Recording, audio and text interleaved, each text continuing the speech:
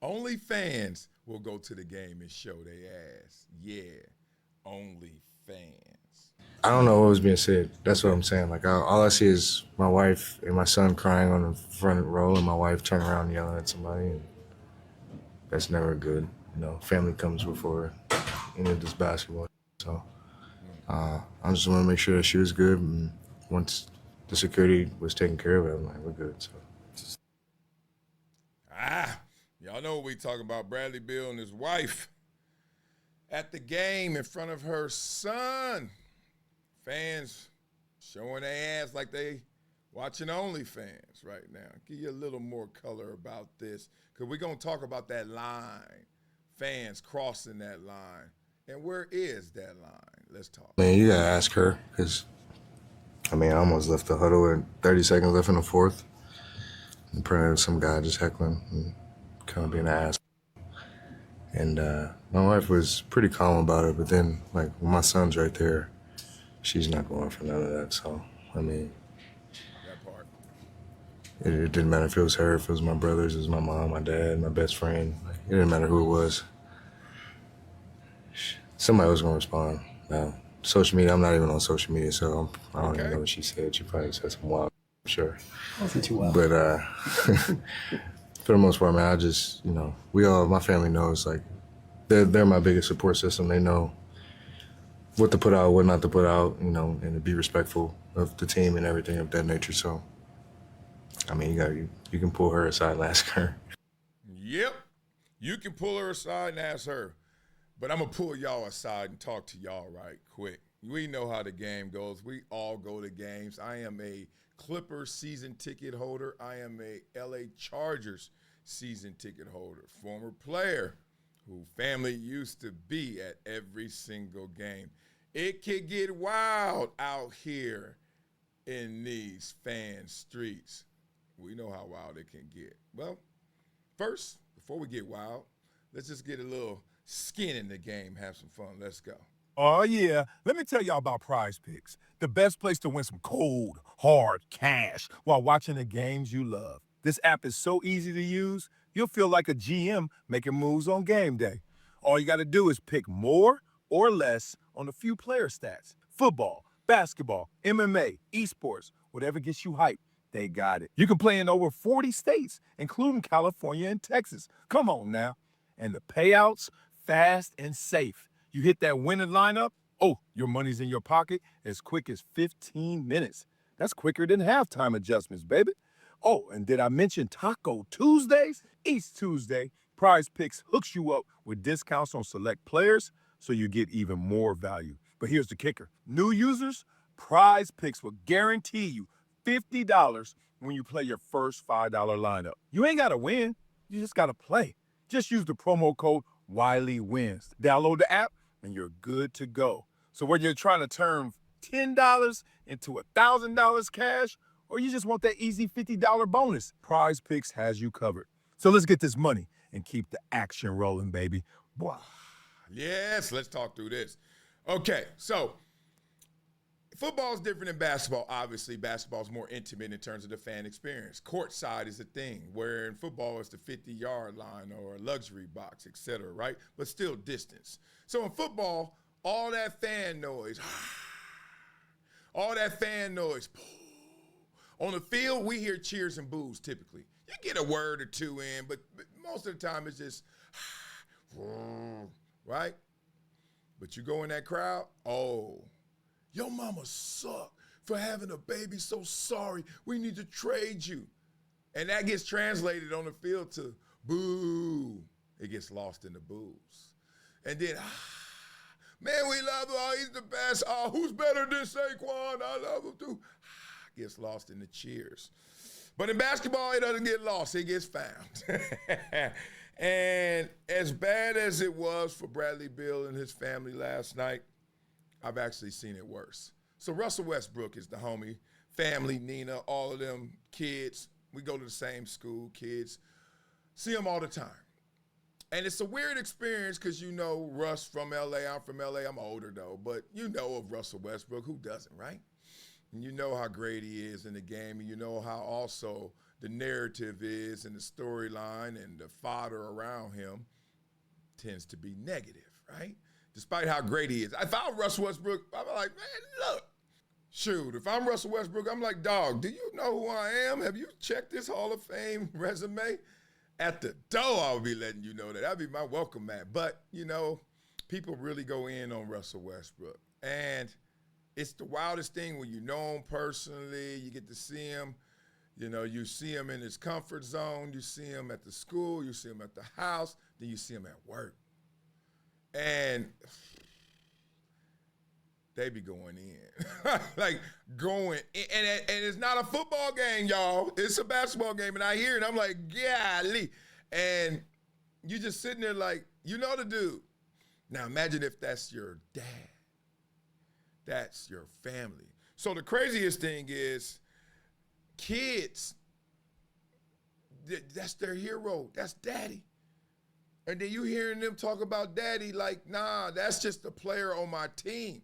I'm not connected to him like that. I'm not you, son. Your daddy ain't nothing but a bum to me for that moment.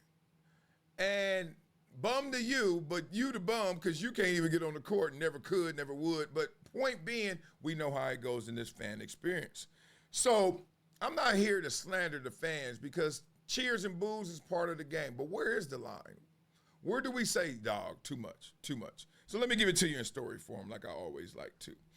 I've seen the extremes. I've seen the most pleasant, respectful fans, almost glossed over, glazed over. I would give you like the Buffalo Bills fans. No matter what happens, Bills Mafia got your back. That's real stuff. Even before they were Bills Mafia when I was out there. I don't remember us calling them Bills Mafia in the late 90s. But they always loved us, and we didn't win no Super Bowls. So you can have that extreme, and I also was in existence where you go to San Diego and the Raider game, people getting stabbed. Stabbed. For real. Like, fights. I mean, going at it, right? And you seeing the Yellow Jackets just like, damn, all game long. So I've seen both extremes. But the thing about it is, and I'm going to try and find that line, because, look, my family is not absolved from guilt as well. So my family used to come down from L.A., especially the Chargers games, right? Come down from L.A., they traveled around, but those L.A. Charger games, L.A. to Chargers, San Diego, they would get there, get to my house, 9, 10 in the morning. We got to be at the stadium by 11. So sometimes I would see them, sometimes I wouldn't, but most times I did. And my family was hydrated. They coming in droves. They tailgating at my house, barbecuing sometimes. They getting it in. I got to go to work. So I'm still teddy bear. I'm still they son, grandson, all that, nephew, homie. But I got to go to work. So it's a weird dynamic of like, yo, chill. Like, all right, I'm about to go in. All right, chill. Like, dog, after the game, especially if we win, you know it's going down. We coming back here and let's go eat these links. But I got to go to work. So go to work. And my family always sat in the same place, like 17th row, 50-yard line. I had them hooked up, right? Because I'm like, this is like high school to me. This is like, I get to see my family in the NFL like I'm in high school. Oh, yeah, y'all going to be right there. And my mama especially, she was the ringleader. She had a jersey on, 75, bedazzled, said, that mama, that dude. And I'm like, and she was doing the most. No one messed with her.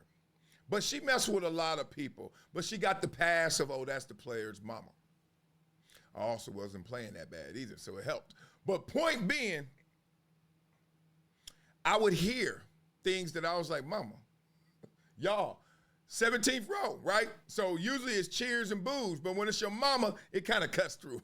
You kind of hear it like, my mama was on one, right? That's my baby, God dang, who gonna block him? Nobody. Now, mama, you got to remember, we playing the Vikings. They mama came to the game too. You know, some of them flew out from that cold Minnesota to the San Diego warmth, right? But I've seen that line crossed. I've seen the line crossed by families of players at times too, stunting.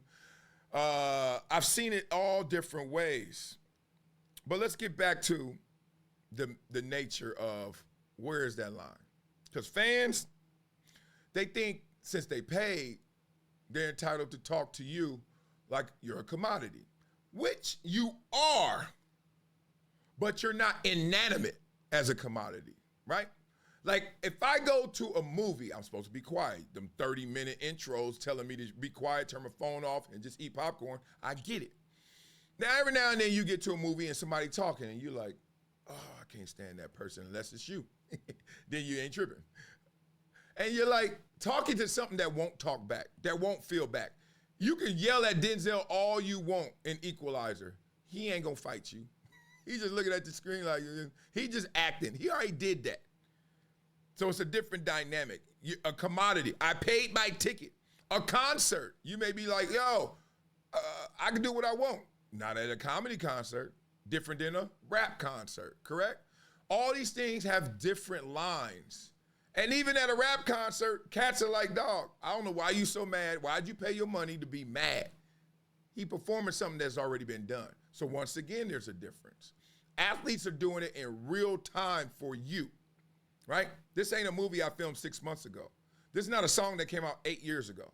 This is me right now in this moment. And my family reacting to it spontaneously in the moment as well. So if you are one of those fans talking back, you talking back to something that's living it out in the moment. Not time to react, not time to think, and more importantly, didn't do it a long time ago, so I can't react. So fans need to adjust their mindset in terms of what they're doing in those moments. What could a fan say that would get you over the edge if you're the player? It's not just you don't like me as a player, it's you don't like me as a person. Simple as that.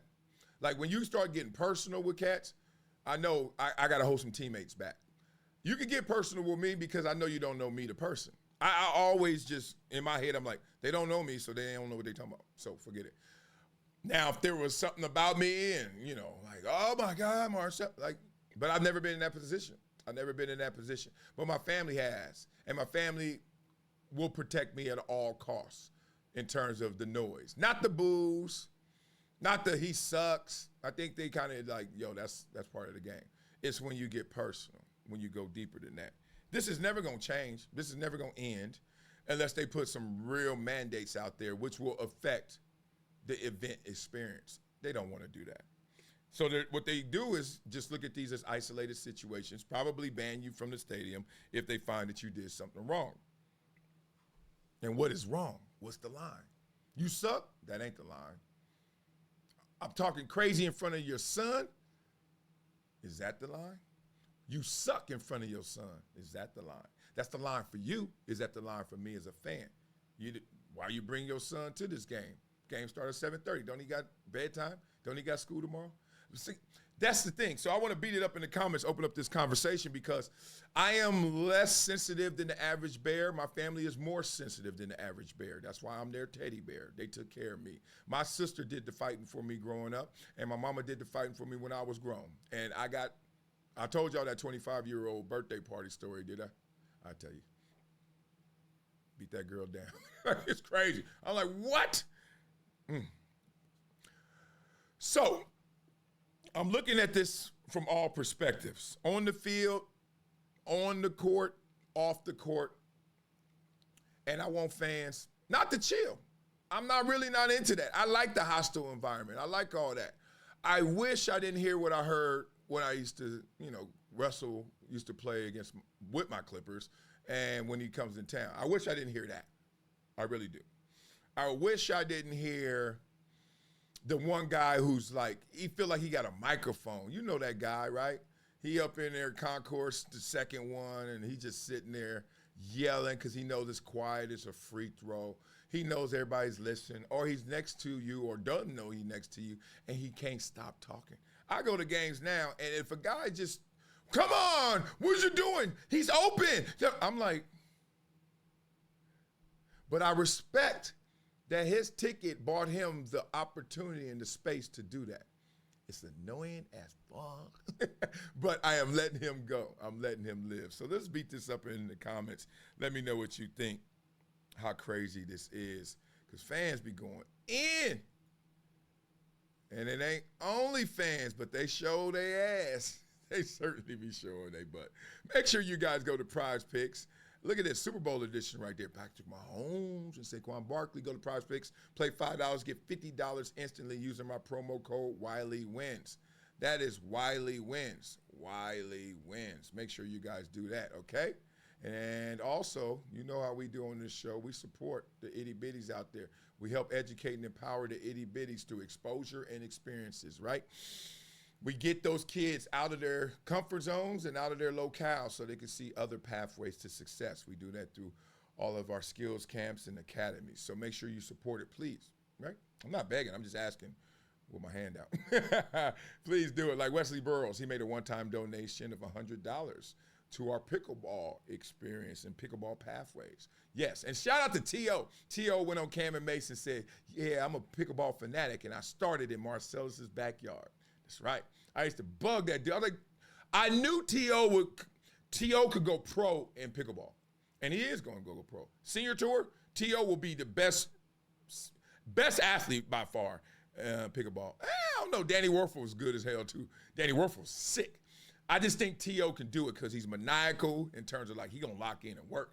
And he's so athletic. But pickleball ain't all athleticism, so I got to be careful on that. But I think T.O. going to be a beast. All right, I hope y'all are a beast and you guys become gym members. If you become a gym member, you get this book, Never Shut Up, signed, sealed, delivered, autographed to you. All you got to do is be a giver every month.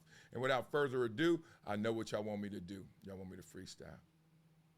Well, let's go get this. Let's go Wu-Tang is.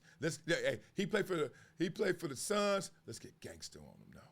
Let's go real on this one. Let's go Wu-Tang again and again. Yeah, again and again. Let's go. Make it bigger, Wiley. Make it bigger. Oh, yeah. Come on, get this. Bradley Beal. Oh, man, you need a witness, huh? Oh, man, wifey, mad, spazzing. Oh, man, what kind of crazy questions they asking, huh? I ain't even start rapping yet. Y'all hype. I love it. We gonna call this Cross the Line. Let's go get it. Yeah. Check it. Yo. Y'all talk through the cheap seats, huh? Think it's sweet till you meet the real heat, huh? Messing with the fam, now you cross the line. Disrespect my blood, gon' pay that fine. Yo, courtside, big mouth, talking smack. Till a real one step up, now you back and back. You ain't never felt pressure like I apply. Thinking words don't hurt, look me in the eye. Brad Beal put in work, earned his shine. While you out here acting like the game is your grind. Screaming at my lady, nah, that ain't the move. Trying to rattle my family, boy, you got nothing to prove. Cross the line, now the smoke gon' rise. Ain't no game when you test, cause these real lives. You ain't built for no pressure, don't act that way. Run your mouth, you might see this game delay. Big talk stands like you holding weight. No refunds, man, watch your fate. Heckling for attention, weak man's play. Say it in the streets, that you won't last a day. Nah, this ain't no betting line, this ain't no stat. That's a man with a family, better check where you at. Ain't no jokes when respect get tossed. Keep playing with fire, watch how much you lost. I'm a baller, yeah, built to compete. You ain't in the game, just a fraud in the seat. What, boy? Talk about losses, boy, you check your pride. Disrespect my people, now you can't hide. Yo, keep it real, keep it straight, keep it in bounds. Let that energy shift when we turn around. Thinking twice next time for your first that track. Cause when my lines out, boy, you just don't come back. Woo! Y'all catch that twist? Man, come on, now. I'm on the top of the list. It's your boy, that dude. He coming through. You know who I am. You know what I do. Ooh, man, I wish they would try and run. Acting like I ain't the baller on the sun. They acting like I ain't the one. And then they gun. Look at me talking. I'm the one. God dang, I'm glad y'all set it off. Used to be hard, now you just wet and soft.